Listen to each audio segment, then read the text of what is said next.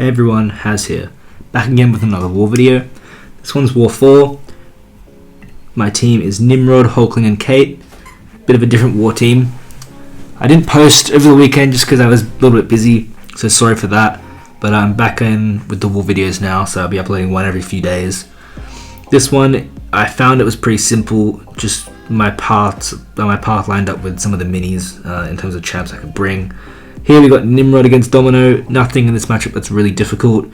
Personal space regen is easily countered by Nimrod. You know, when he's in Blitz or Eradicate, he just removes regen just by hitting them, so that really helps. I think the most common placement here is Thing, and I take that with Kate usually. But if Nimrod's here, I'm just going to use Nimrod. If Domino's here, I'm just going to use Nimrod from now on because, as you can see, he works very well. Got a future Ant-Man next. This one's just Masochism. So I'm going to use Hulkling here. He's probably one of the best, if not the best, future Ant-Man counter. Pierce shuts down his glancing, which is basically all you need to know in terms of why he's good. It's got Masochism over time here, so just got to watch out and don't apply too many debuffs if you can help it, just to stop the healing. But it's even if it does trigger, it's not really a big deal. We just kind of out damage it anyway. Here he triggers some of his regen just because we hit the damage cap, which is fine. You can see it does heal back a decent amount, but if we were just to stun him, you can see it just gets removed. So that's fine. Although it does seem like the Masochism over time is potentially a bit higher than what that regen was, so maybe it was better just to leave it. But either way, you know, it doesn't really matter. Like, this fight is so easy with Hulkling. You know, there's no risk in this fight really. More special 2, and he goes down. So yeah, that's my path 1, section 1 sorted. Now going into section 2, two fights that I wouldn't say I was worried for, but you know, they're probably a little more difficult than the first two that we had here. So there's a Rintrah. I'm taking this with Kate. Pretty simple fight. You know, his tactic. Obviously, Kate is decay, so not much of a risk.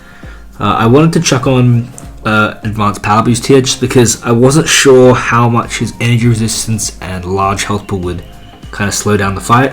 So just in order to prevent kind of any mistakes that would happen if the fight prolonged, I wanted to make sure I got the cold snap up as soon as possible. And so you can see me chuck on a power start 1, so we can just go in with a combo and chuck on a cold snap as soon as we can. But as soon as I see it tick, it's like 2000, I'm like, yeah, there was no need for a power start 1 really, but it was still nice to have. So here we're just going to go ahead and refresh it, knocking him in the corner, going in for another cold snap here, and at this point he's basically dead. The fight's pretty much over. There's basically nothing he can do as long as we keep our cold snaps up, which we can very easily just by hitting him against the wall, by punishing a special or heavy to pause. Pretty simple. And he goes down. Pretty simple fight. Full yellow bar. Pretty nice. Next up here, got a Weapon X. Again, just another reason why I brought Nimrod. I was debating bringing Death Strike instead because she's like a hard counter to Weapon X. But I just felt like Nimrod would probably be better. You know, I prefer Nimrod for Domino. And a couple other fights as well, so probably just easier. So you can see his healing is quite a lot, but Nimrod's really good at just preventing that regen, just turning it off completely. So as long as he manages the unstoppable and unblockable, we should be totally fine. So I made a special here to trigger that unblockable, and then we're just going to be kind of avoiding him and then going for intercepts during Berserk. So we're staying really aggressive to make sure we keep Eradicate up, and then one special 2, and that pretty much nukes him down. I did chuck on a power back boost, but it wasn't really necessary. Just in case he didn't die, I'd be able to throw another special. Just kind of nice to have, I guess. Next up here, I was debating whether or not to take the Apocalypse or the America, but I decided to go with Apocalypse just again because Nimrod's here. But I could have taken either because I had good options for both. But I figured, you know, taking a few Nimrod fights, getting on the Nimrod train, may as well just keep it up. So yeah, I brought Nimrod for this fight. Again, like the Domino fight, this is very, very simple. You can remove the personal space regen just by hitting him in Blitz or Eradicate. This guy was running recoils, which made the fight even quicker. But even without recoils, it's still a very simple fight. There weren't any Mystics placed here, so the placebos do basically nothing. Obviously no tactic defenders. So yeah, the placebo just doesn't matter. And aside from that, it's basically just Nuke with special 2. And in one special 2, he goes down. dropped super quick, and that was fine. Next up here, we have our second mini. There we go, got an Omega Sentinel. Gonna be taking this on with Hulkling. This is a pretty simple fight. If you watch my previous war videos, you know that I like using Hulkling with a 200% power boost, so I'm gonna be doing that again in this fight. I feel like it's just really safe, especially if you chuck on a power start 1. You just do like a couple of combos, get to special 2, and then they just die basically. So yeah, it was pretty chill, pretty easy fight. I wasn't really worried for this fight, but it was more just like I kind of wanted to just get it done, get in and out as quick as I can. So here, again, going for a couple of combos, trying to build power, alternate combos to make sure she doesn't get too many armors, because ideally, you know, avoid the auto block and just get the most damage possible as well. Full 5-hit combo into a block, special 2, and she's basically halfway dead. And then just go for a 4 Fury special 2. She's still alive, so I chuck on another one here, and yeah, she goes down. So again, very simple fight, nothing too complicated, just simple, straightforward special 2s with Hulkling. And then up here I've got this Wiccan. Again, I wasn't really worried for this fight just because it's Kate. Obviously all the K attackers can do hazard shift, provided that they either have debuffs or, you know, the defender is tactic. So either one of those would work. So for example, Silk or Hulk or Quicksilver would be good if there are no tactic defenders. But if there are tactic defenders, you can kind of use any decay attack for hazard shift, just because you get enough debuffs to shut down any damage you would take. So here, you know, we got all our withers up.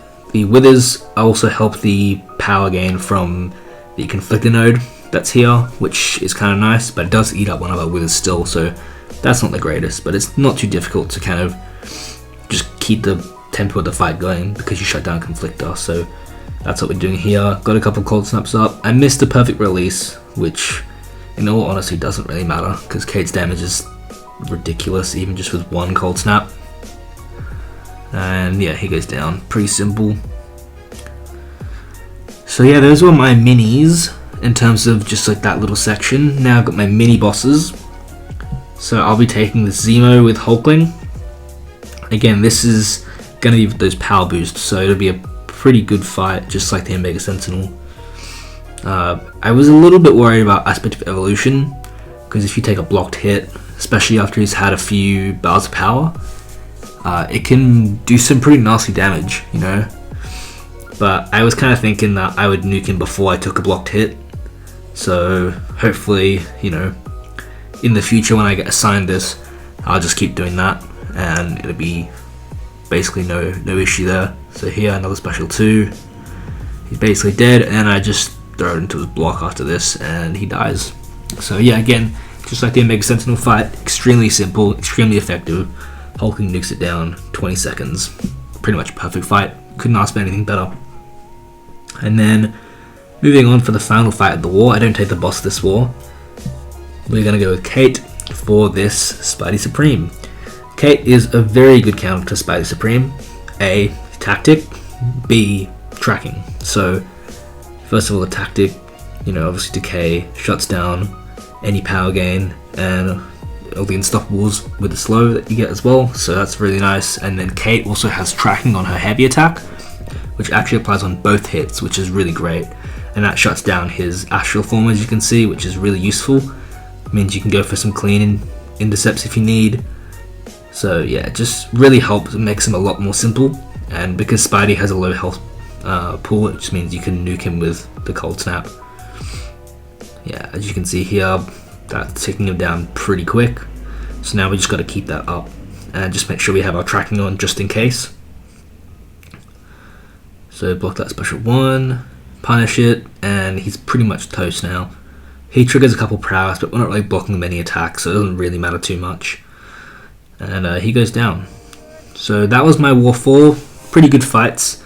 I'll be posting War 5 as soon as I can, so I'll you know, turn the notification bells on and see you guys in the next one.